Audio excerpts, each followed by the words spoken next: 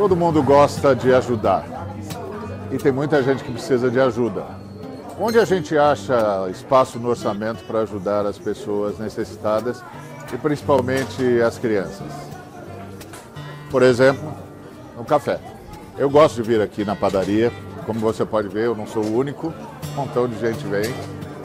Eu gosto de café e eu posso separar um pouco da verba que eu uso no café para investir numa criança. Tem uma criança que é minha convidada especial para tomar café comigo. Eu tomo café e ela recebe a verba do café. Eu invisto no futuro das crianças. E eu invisto através da Visão Mundial. A Visão Mundial está um tempão aqui cuidando de criança. E faz isso muito bem. Um bocado de criança sem perspectiva agora tem futuro. Eu quero participar disso. Eu decidi participar disso. Decida também.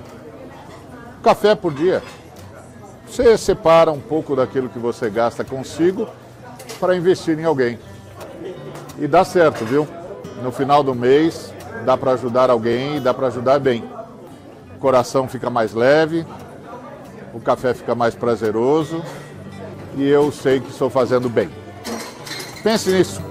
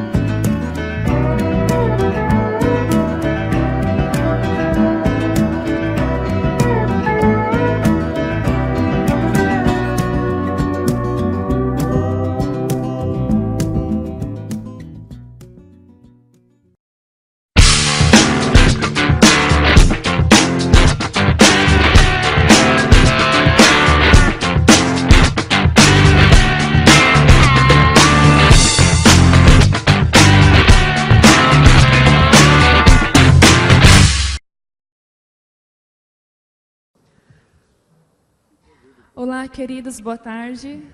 Graça e paz. Meu nome é Poliana. Vou estar ajudando aqui, nesse momento das perguntas. E a primeira pergunta é uma pergunta da casa, que nós estamos hoje, aqui a Igreja Assembleia de Deus. E ela não foi direcionada para uma pessoa específica. Diz assim: diante da relação teologia versus experiência, como propor uma nova proposta da teologia pentecostal da Assembleia de Deus? Especialista em estudos pentecostais é você. Olha que eu respondo, hein?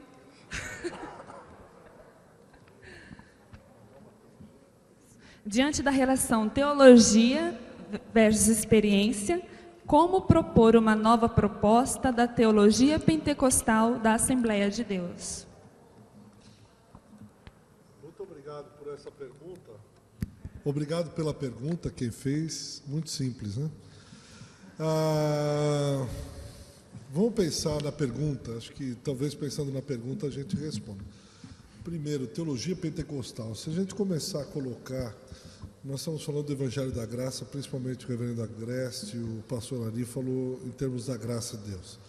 Se a gente começar a colocar uma teologia norte-americana, uma teologia europeia, uma teologia latino-americana, uma teologia, a gente de alguma forma está embandeirando a teologia. Então, não sei se existe uma teologia pentecostal.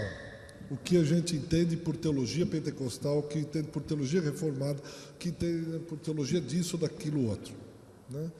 A teologia que eu acho que a gente poderia começar a pensar, seja qual bandeira a gente queira colocar, talvez a primeira proposta é uma teologia da graça, o Evangelho. Esse Evangelho que a gente está falando aqui. Repensar essas coisas que foram faladas, sobre a graça, sobre o amor. A partir daí, a gente começar a pensar uma teologia. Eu não sei necessariamente se eu tenho dúvidas acerca disso, uma teologia disso ou daquilo outro.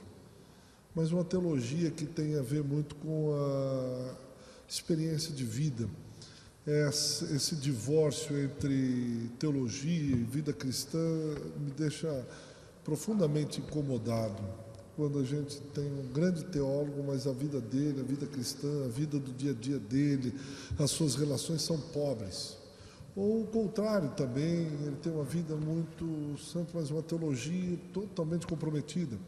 Então acho que nós precisaríamos pensar teologia e vida juntas. Uma teologia como, a gente sempre está conversando, serva da igreja. O teólogo é servo da igreja. Então, uma teologia que sirva a igreja, que glorifique o nome de Jesus. Na simplicidade do Evangelho, a gente elaborar uma teologia. Talvez seja isso. Tem aqui uma pergunta para o pastor Evaldo Ramos, que diz: a respeito da necessidade de um Salvador, uma criança, segundo o pastor Ari, ao nascer possui duas certezas: pecar e morrer. Assim, quando ela não possui tempo para explicitar seu pecado, ela morre pelo efeito do mesmo.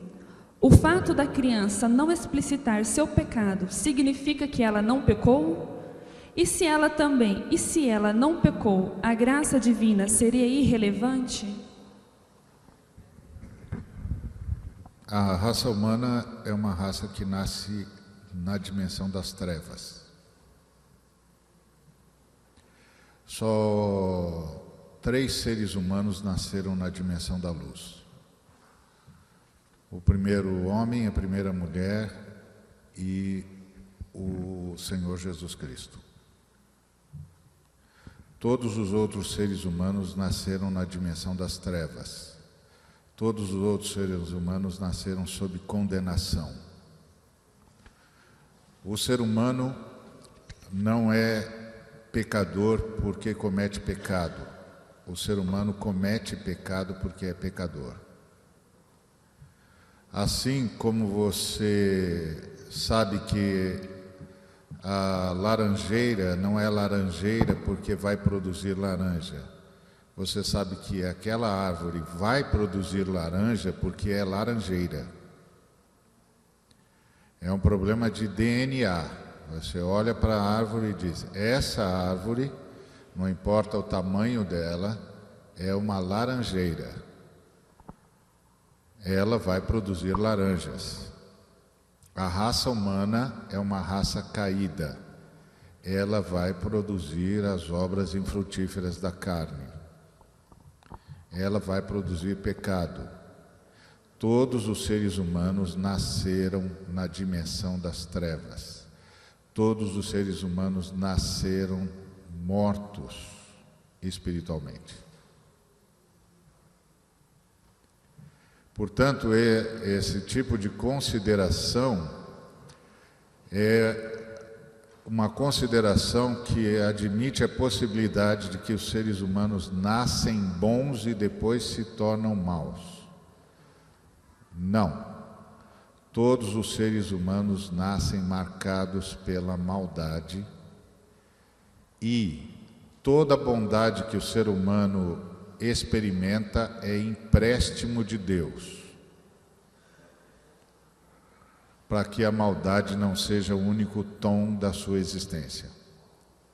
E depois que esse ser humano se converte, o que era empréstimo passa a ser seu patrimônio, porque o espírito dele se torna um espírito com Cristo. Eu não estou aqui vaticinando o destino eterno das crianças, porque não tenho autoridade para isso, porque destino eterno quem decide é Deus. O que eu estou dizendo é o que é que as Escrituras dizem sobre a raça humana. As Escrituras dizem que a raça humana é uma raça caída. Em pecado fui gerado por minha mãe. A raça humana é uma raça caída. Nós vamos pecar porque somos pecadores. Essa é a informação da Bíblia. Agora, se a pessoa que fez essa pergunta está pensando em destino eterno, da criança, ou que a graça de Deus salva as crianças, porque as crianças são inocentes, etc, etc. Não sei, eu não sei de nada disso, porque isso é destino eterno, quem decide o destino eterno é o Altíssimo. O que eu sei é o que a Escritura diz sobre a raça humana. O que a Escritura diz sobre a raça humana é que todos nós estamos mortos e precisamos do Cristo para revivificar. Então, a criança que morre sob o efeito do pecado que está sobre toda a raça humana. Toda a raça humana nasce na dimensão das trevas e nasce para morrer. E por isso, quando a gente vê uma pessoa morrendo e a gente entra em angústia e tal, essa angústia é compreensível, porque afinal de contas a morte é uma tragédia e que não deveria ter existido, e nós estamos lidando com a perda de entes queridos. Mas o Senhor disse lá no jardim: você é pó e vai voltar ao pó. E não disse quanto tempo levaria para cada um voltar ao pó. Portanto, o segredo de ser humano é viver bem cada dia, porque nenhum ser humano sabe quantos dias tem. E quem não sabe quanto tempo tem, tem muito pouco tempo. Então, o ser humano não tem escolha em relação à morte. Agora, o que Deus faz em relação às crianças, ou o que Ele não faz em relação às crianças, isso é por conta dele, e até onde eu sei, Ele não revelou que tem um tratamento especial para as crianças. Mas não há nenhuma boa razão para ficar discutindo sobre criança.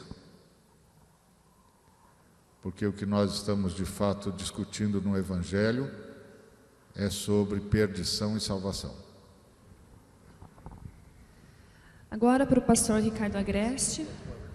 Qual a vivência e aparência de uma igreja contemporânea que tem seu púlpito focado no Evangelho? Repete para mim o comecinho, eu não entendi. Qual a vivência e aparência de uma igreja contemporânea que tem seu púlpito focado no Evangelho?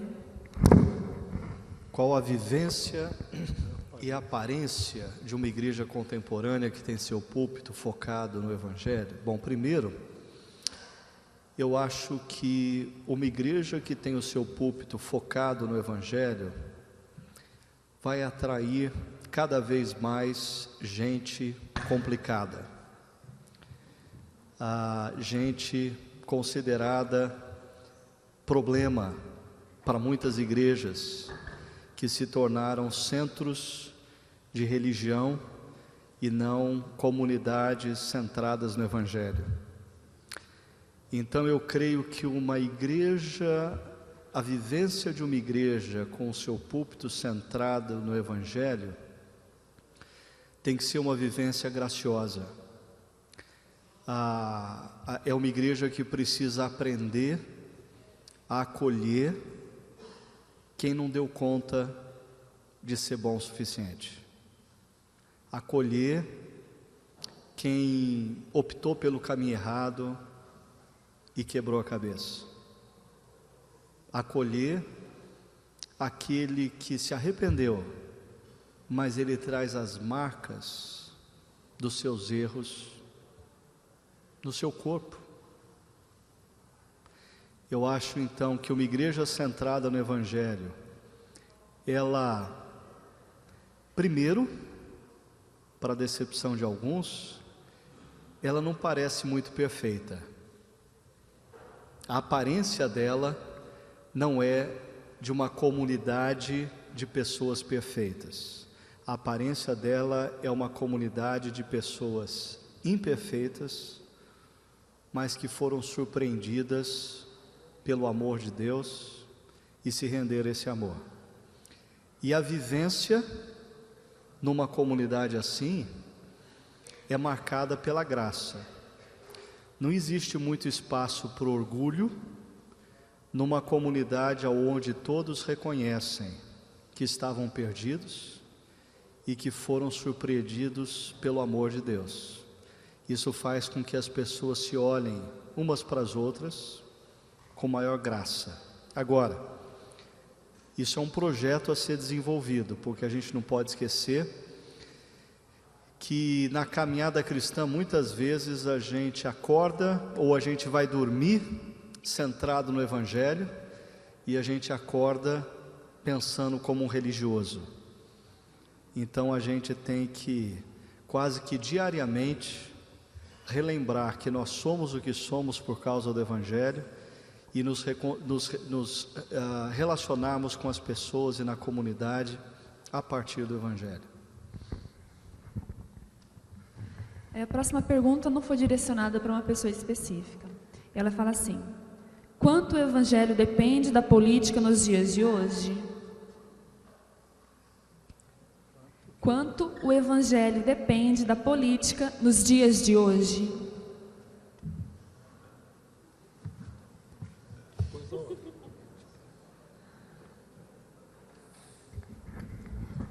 O Evangelho não depende de nada. O Evangelho é a boa notícia de que Deus amou o mundo e deu o seu Filho unigênito. As instituições que traíram o Evangelho se mancomunam com a política humana e com o Estado. É isso. O Evangelho não depende de nada. A igreja não precisa de advogado, não precisa de político para defender a igreja. Nós não temos nada a ver com o Estado e o Estado não tem nada a ver conosco. Nós somos os profetas de Deus e profeta não vai em festa de rei. É simples. Nós podemos cooperar com o Estado? Podemos e vamos sempre. Cooperamos com o Estado, primeiro ajudando pessoas a serem melhores cidadãos, e cooperamos com o Estado advertindo o Estado dos seus erros e conclamando toda a sociedade ao arrependimento. Cooperamos com o Estado, cooperando com todos os movimentos em favor do bem e da justiça. Mas nós não dependemos de política nenhuma, nós não dependemos dos políticos, nós não temos nenhum relacionamento com isso. Isso não quer dizer que membros da comunidade do Cristo não possam exercer atividade político-partidária. Podem, mas se decidirem exercer atividade político-partidária, não o farão em nome da igreja, farão em nome de si mesmos, do seu partido, da sua ideologia. E estando lá, terão de ser o que seriam se estivessem em qualquer outro lugar, cristãos. E terão de se portar como se portariam em qualquer lugar, como cristãos. E se não se portarem como cristãos, precisam ser disciplinados pela igreja, porque não se portaram como cristãos. Agora, se ele tem vocação político-partidária, é da ideologia A ou da ideologia B, é um direito dele como cidadão, ele pode fazer isso a hora que ele quiser, ele sabe qual é o caminho, ele vai se filiar a um partido e vai buscar voto na rua. Agora, se ele está achando que pode usar a igreja como curral eleitoral e que os irmãos são obrigados a votar nele porque ele é irmão, ele perdeu o bonde da história, ele não sabe o que está fazendo e não sabe o que devia fazer. Se ele quiser voto, ele tem de demonstrar que é digno de voto de qualquer cidadão e não apenas do cidadão convertido. E tem de ser um ser humano cristão em qualquer lugar onde ele estiver. Não adianta ele dizer que vai ser político para defender a igreja. A igreja não precisa de defesa. Quem defende a igreja é Cristo. E quando Cristo não defende a igreja é porque Cristo está querendo o martírio da igreja mesmo. Então, quando Cristo quer o martírio da igreja, a gente vai para o martírio e pronto. É isso. Então, realmente o evangelho não depende de política nenhuma. As instituições que foram criadas para facilitar a missão da igreja é que estão traindo a igreja e o evangelho na medida em que estão se mancomunando com o Estado e com a política partidária.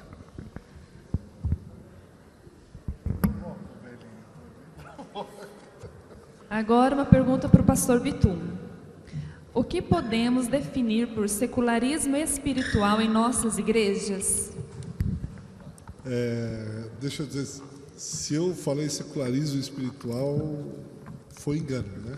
Secularismo é quando, na modernidade, um sociólogo alemão chamado Max Weber disse que a modernidade é marcada pela racionalidade e isso, como consequência, tem o secularismo. O que é o secularismo? A secularização é chamado paradigma da secularização por esse sociólogo.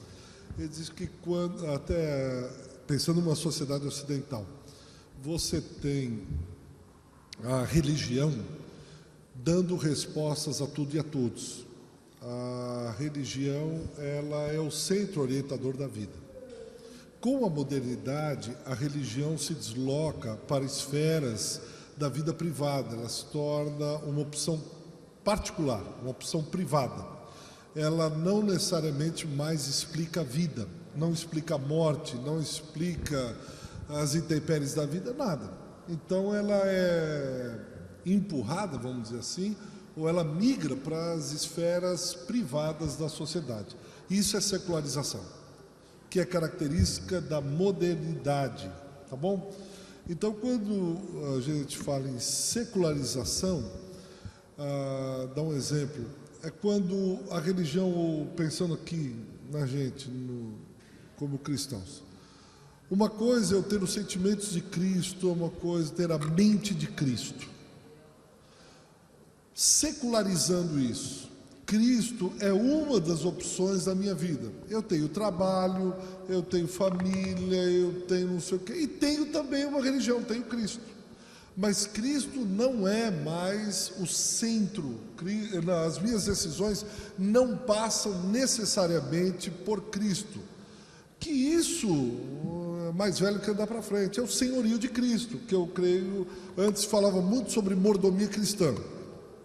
Não se fala mais, está ficando tão antiquado quanto círculo de oração, numa linguagem assembleiana. Fala em círculo de oração, os mais jovens dizem, o que é isso, pastor? Se não é do seu tempo, isso aí antigamente e tal. A mesma coisa acontece quando a igreja seculariza. Em outras palavras, trazendo para o mundo da igreja aqui, é o mundanismo que entra na igreja.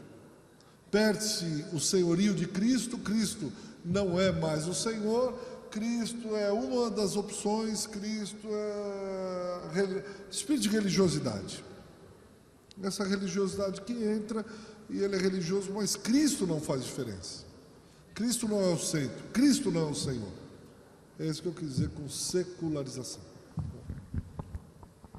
Agora vamos para a nossa última pergunta. Não foi direcionada para uma pessoa específica. Diz: qual a teoria que poderíamos usar contra o evolucionismo, já que o mundo foi criado através do Logos?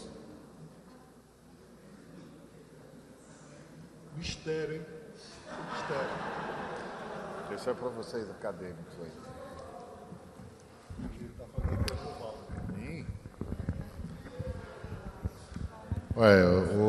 Os catedráticos aqui são os Ricardos.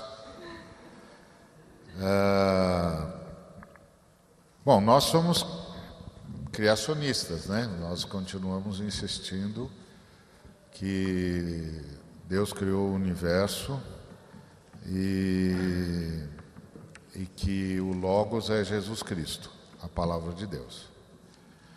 Que Deus, Pai, Filho e Espírito Santo, fala pelo Logos, que é o Filho. nós vamos continuar insistindo nisso e acho que a gente não deve abrir mão disso de jeito nenhum, sob hipótese alguma. E lembrar que o evolucionismo é só uma teoria que a cada dia se demonstra cada vez menos plausível, cada vez menos sustentável. Agora mesmo o Prêmio Nobel de Física foi para 3 físicos que demonstraram que o universo continua em expansão, inclusive em expansão crescente. E isso é a negação da teoria do Big Bang, porque a teoria do Big Bang dizia que houve uma grande explosão há milênios e milênios e milênios e milênios e milênios e milênios, bilhões e bilhões de anos, e que a prova em conteste dessa grande explosão é que o universo que se expandiu por causa da explosão estaria diminuindo a velocidade da expansão e que isso iria diminuindo até parar e pronto, acabou o universo. Fim.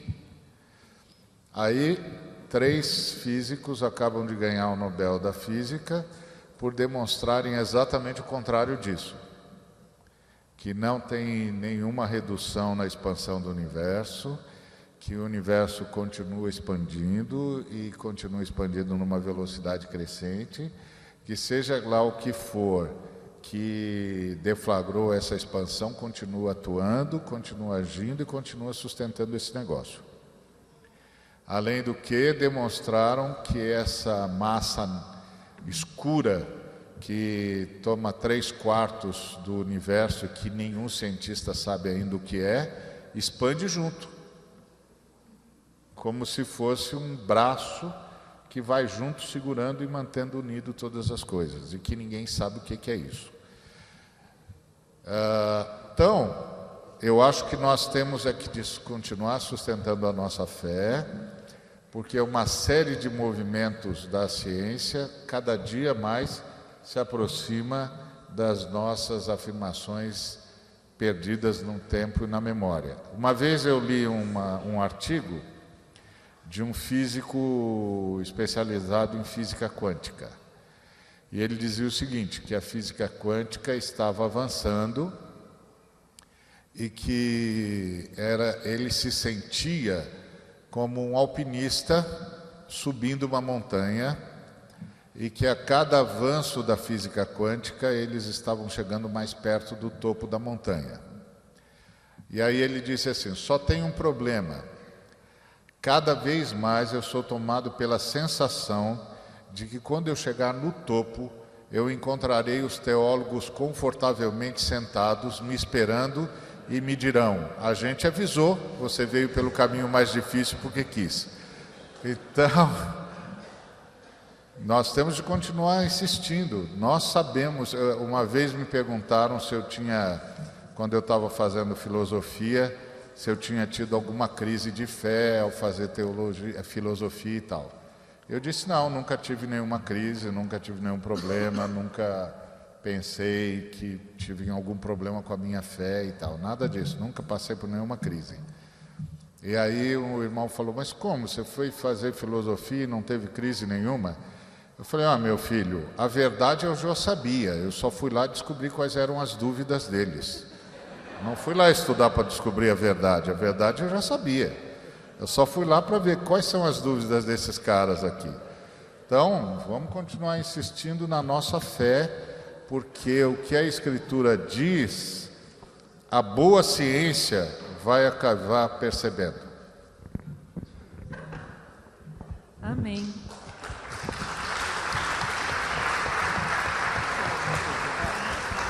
Deixa eu só falar uma coisinha rápida. Antes de vocês saírem, nós vamos sair. Mas essa questão de ciência e fé também, vamos supor que comprove o criacionismo. Quem acompanha aí um pouco a ciência sabe, eles sempre dizem assim, então, mas a questão é que era uma teoria. Teoria ela é verdadeira até que se prove o contrário. Pois é, foi provado que não é, então, mas agora surge uma nova teoria e outra, e eles morrem por aí. Às vezes nós ficamos em pânico, não, mas isso, e tentando provar isso, aquilo. E se provar o contrário, eles olham e dizem, então, mas isso aí não foi provado, agora nós vamos pensar uma outra. E ponto.